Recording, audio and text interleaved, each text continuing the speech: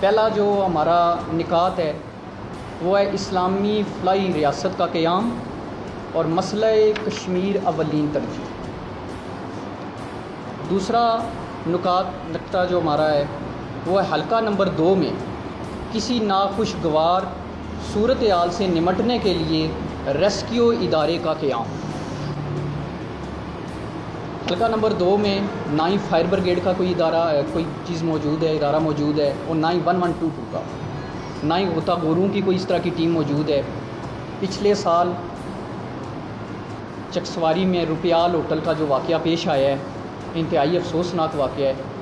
ہم نہیں چاہتے کہ ایسے واقعات آئندہ پیش آئیں، اور ہم حلقہ نمبر 2 میں ریسکیو ادارے کے قیام کا مطالبہ کرتے ہیں کہ ہم اس کی بنیاد رکھیں گے۔ اگر عوام ہمارا ساتھ دے گی تو پہلا پوائنٹ ہمارا یہ ہے کہ ہم ریسکیو ادارے کا قیام عمل میں لائیں۔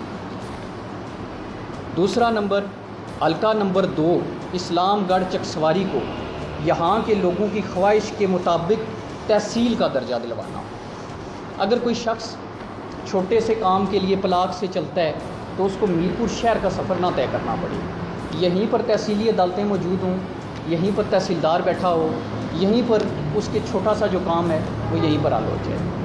تحصیل کا درجہ دینے کے لیے یہاں کے لوگوں کی خواہش ہونا ضروری ہے۔ میں سمجھتا ہوں کہ اسلام گڑھ میں اگر رٹھوہ ہریام برج کا قیام عمل میں آ جائے تو اسلام گڑھ اور میرپور میں فاصلہ کم ہو جائے گا۔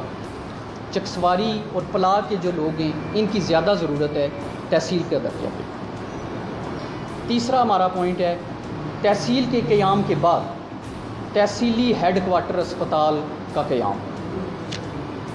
پانچواں ہمارا پوائنٹ ہے رٹھوہ ریام پل کو جلد مکمل کروانے کے لیے عملی اقدامات کروانا اور انفراسٹرکچر روڈز کو حادثات سے محفوظ اور معیار کے عین مطابق کروانا۔ چھٹا پوائنٹ خواتین کے لیے چکسواری کے مقام پر ویمن یونیورسٹی کا قیام۔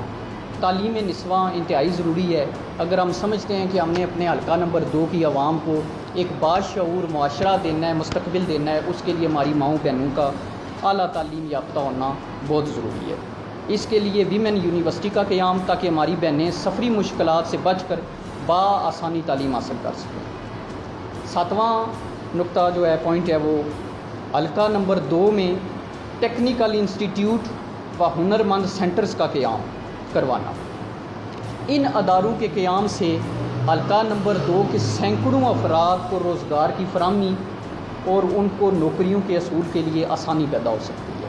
اگر یہ ادارے قائم ہو جاتے ہیں تو ہمارے جو حلقے کے نوجوان ہیں، بے روزگار ہیں، ان کی نوکریاں بھی لگ سکتی ہیں اور یہ مسئلہ بھی بہت حد تک اس کو بھی قابو پایا جا سکتا ہے۔ 8ویں نمبر پر ہے حلقہ نمبر 2 کی عوام کو مالکانہ حقوق دلوانے کے ساتھ ساتھ بے گھر ضرورت مند افراد کو سرکاری اراضی فراہم کرواتے ہوئے آسان اقساط پر 20 سالہ آسان اقساط پر گھر تعمیر کروانے کے لیے قرضے فراہم کرنا اور اوورسیز جو ہمارے کشمیری بھائی ہیں ان کی جائیدادوں کا تحفظ کرنا۔ یہ مسئلہ بہت زیادہ پایا جاتا ہے کہ یہاں پر کیونکہ متاثرین منگلا ڈیم میں زیادہ تر لوگ تو ان کے گھر جو ہیں وہ خالصہ سرکار پر تعمیر ہیں، پیچھے وہ رقم بیچتے رہتے ہیں لیکن بعد میں پتہ چلتا ہے ان کے گھر میں قبضہ ہو گیا۔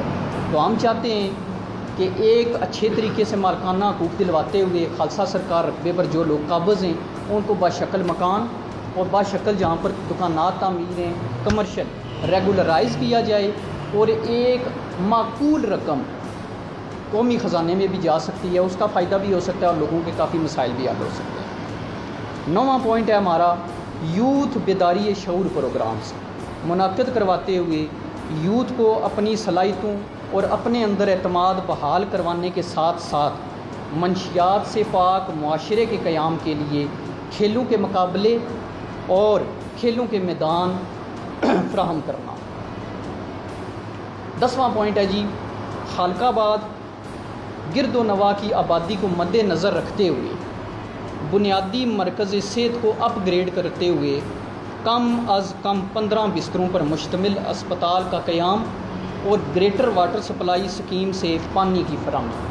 اب مطالبہ یہ ہے، ہمارا پروگرام یہ ہے، ہم اس میں یہ حصہ ڈالنا چاہتے ہیں۔ آپ نے ان لوگوں کو بھی آزمایا ہے اس دفعہ ہمیں بھی آزما کر دیکھیں.